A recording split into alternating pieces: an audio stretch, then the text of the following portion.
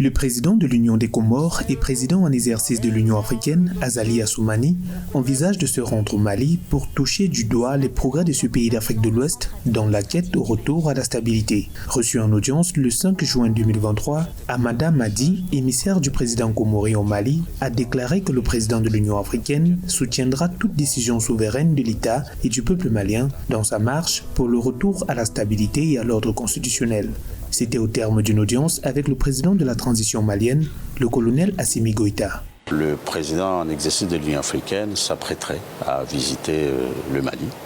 pour voir de visu yeux le développement,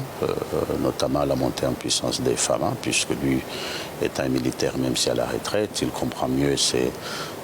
les choses concernant la sécurité. Ensuite, d'encourager le peuple et les autorités maliennes de la dynamique nouvelle retrouvée. Si cette déclaration traduit les progrès réalisés par le gouvernement malien, notamment le dynamisme sociopolitique retrouvé, mais aussi le renforcement du système de défense et de sécurité, elle permettra aussi de renouer la confiance dans la coopération entre l'Union africaine et les autorités de transition maliennes. Le 1er juin 2021, l'Union africaine avait annoncé la suspension du Mali de ses structures suite au coup d'État du 24 mai 2021, lorsque les militaires avaient arrêté le président Mbandao et son premier ministre Mokhtar Ouane. Le président en exercice de l'Union africaine, qui est donc le président d'un pays frère comme les Comores, soutiendra toute décision souveraine de l'État malien. Le gouvernement de transition au Mali a fixé au 18 juin la tenue du référendum sur la nouvelle constitution, un processus qui doit permettre l'organisation d'élections en février 2024 pour un retour des civils au pouvoir. Le chef de l'État comorien envisage de faire le déplacement au Mali,